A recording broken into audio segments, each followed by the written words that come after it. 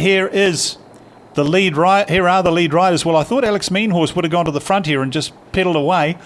But somebody else, it looks like it might be Cam Kowalski, has made the most of it. Meanhorse now settling into his rhythm.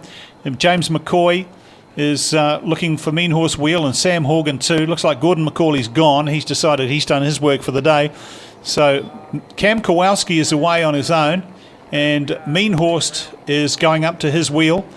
McCoy leaving a little bit of a gap, and bam, Paddy Bevan out of the peloton and on the charge. The Bissell Pro rider riding here for Ascot Park Hotel. Yeah, Paddy's better known as a sprinter, and he's just displaying some really good climbing form there. So obviously he's in really good nick. Just gone past. Well, look at the way they've gone past that breakaway group. Went past Horgan, going past McCoy, and look. Already up to, and there's Hayden Ralston too in the New Zealand Champions jersey, and they go past Meanhorse and they go past Kowalski. So Hayden Ralston up to Paddy Bevan, and this now is the front of the bikeways.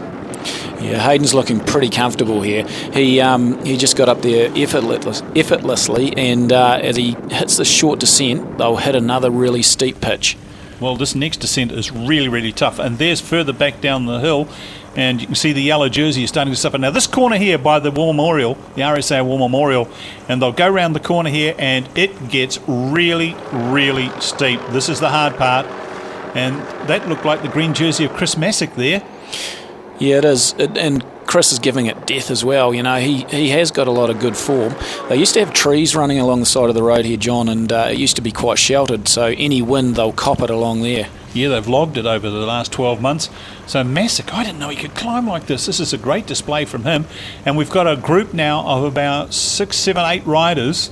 There's the yellow jersey, drifted off just a little bit. He won't be too worried about that, Jeremy Venel. He was just holding it for his team leader, Hayden Ralston.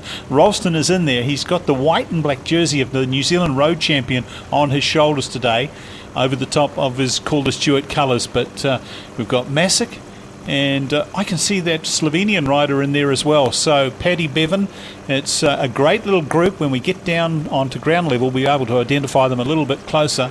But this is a very steep bit of road. There's Paddy Bevan, and the rider for that team there, the PowerNet team. That's Josh Atkins, and we talked about him before. He is a fantastic climber, and he's been riding with the Livestrong team all year. He's come into some really good form. Second in a big stage race in Australia just recently. So I'm picking he's going to have a go here very shortly. The pure black rider in there is Scott Little, and I see there's a Kia rider there, and I think that's George Bennett. Jeremy Yates has tucked himself in there. Rider drifting off the back, rider 101 going off the back and of that group, and that's Mike Olheiser from the USA. And Mike was prominent on this climb last year. He really surprised us last year. Paddy Bevan still powering away at the front. He's gone again, and this part of the climb, it's you come up around a corner and you're faced with a very, very long drag to the change down corner where it hits that 18%. So, Paddy's making a move, trying to get a gap and then establish it, and it looks like Hayden Ralston's just dragging him back. So it's Paddy Bevan, Hayden Ralston, and then I think we've got Scott Little and George Bennett. George Bennett's definitely up there. He's on Hayden's Josh wheel. Atkins is in there as well in the PowerNet jersey. Yeah, Josh is there, and I think you've got Well, you've got three really good climbers, and the big surprise for the day, Paddy Bevan. He is having the ride of the day, really. Further back, rider number 21, that's Tim Gudsell, is it? It is indeed, and Bassick in front of him.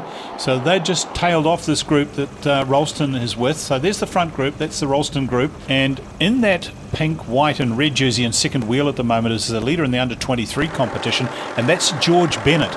And in behind him is Josh Atkins wearing the colours of PowerNet. So they're our front three. And look at the gear of Ralston. He is powering away. He's just setting into a steady rhythm up this climb and saying, who's coming with me? He's really putting the jandle into it, John, and those guys are struggling to hold him. You get up to this change down corner, and you've really got to have something there for that as well. But he's looking pretty comfortable. Bassick back there in about 6th or 7th place, and Tim Gudsell on his wheel just behind him. Haven't seen Jeremy Yates' jersey, but I'm sure that Jeremy, who won this climb last year, will be somewhere around. And Mashik now opening up a gap on Tim Gudsell, and there's more riders behind him. Who have we got here? Is that Paddy Bevan? Yeah, that's Paddy, and great ride, for a guy that goes well in the sprints. But it's Hayden Ralston that's leading, and then Josh Atkins and George Bennett are up there as well. There's Hayden Ralston now. Josh Atkins has dropped George Bennett, so Josh Atkins in second place. Josh is coming across. He's not looking overly good, but he's doing the work. But Hayden, yet again, he looks round and then just lifts it again and pulls away. Talk about lift it. Look at that cadence. Look at the way he's working that gear, just sitting in his saddle. Folks, this is a very, very steep bit of road. You can't quite appreciate it from this angle on television, but I can assure you that is a steep bit of road. Yep, it's coming to 18%, John, and even in Europe, in those European races, they seldom hit those type of gradients.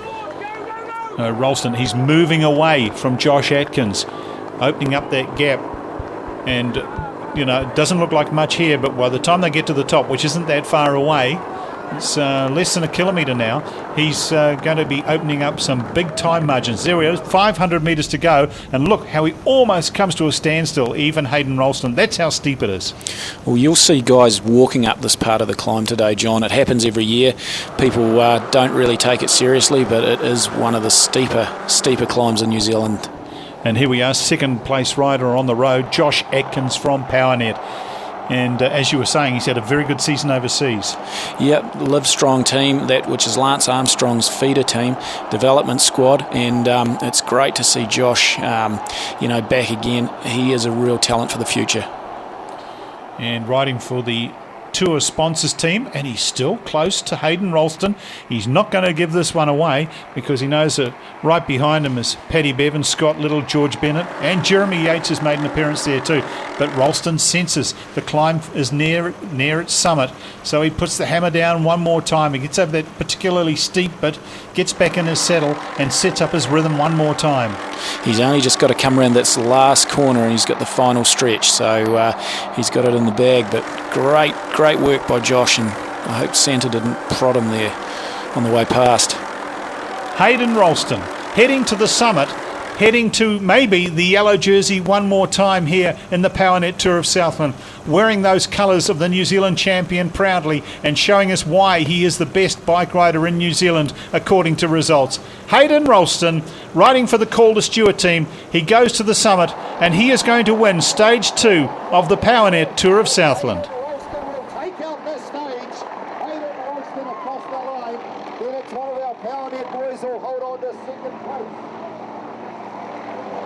I'm really happy that I could, win today. It's a very famous climb in the Tour of Southland. Over, I think every single year they've raced the tour. They've had the Bluff Hill in it. So for me to win today was, mission accomplished. How did you feel going up the hill? Did you feel like you had to measure those guys all the way? Yeah, I was pretty comfortable going up the hill. They set a pretty fast pace at the start, but it's a hill where if you don't ride within your red zone, you won't have any other zone to go to at the top. The team rode well again today, very well. Testing conditions again with the rain and obviously the wind. A little bit easier than yesterday though. We had Share the Road come and did quite a bit of work along with Jason Christie and Jason Allen of our team today. That was mainly because they really believed in the chances of Jeremy Yates, and hats off to them. They could all sit back and hope I lose the tour, or they could go out and try and win the tour themselves, and they put everything into that, and unfortunately for them, Jeremy didn't have the legs today, but that's just how cycling is. Here are the results, brought to you by Hunter's Furniture. Hayden Ralston, then the strongest man up the hill, followed just 2 seconds later by Josh Atkins. Patrick Bevan, the surprises, in third, and then climbers Scott Little and George Bennett. And here are the time gaps. Hayden Ralston leads the race by just 10 seconds from Josh Atkins, Scott Little in third place at 24. Then it's Patrick Bevan and Hayden's teammate Jeremy Vettel in 5th place. That's the only problem with compression gear. It's really hard to put on. Pretty must be when you've already expended all your energy. This is a pretty hard job. Oh, haven't started yet, John. Wait till I fire the cannons. I would offer to help you, but I don't think I'd be much help. Oh, you'll be all right, John. I've seen you riding. Hey, Gordon, I've got one question. I've got many questions for you, but the first one is, How did you convince your breakaway partners to not compete with you for those sprints today?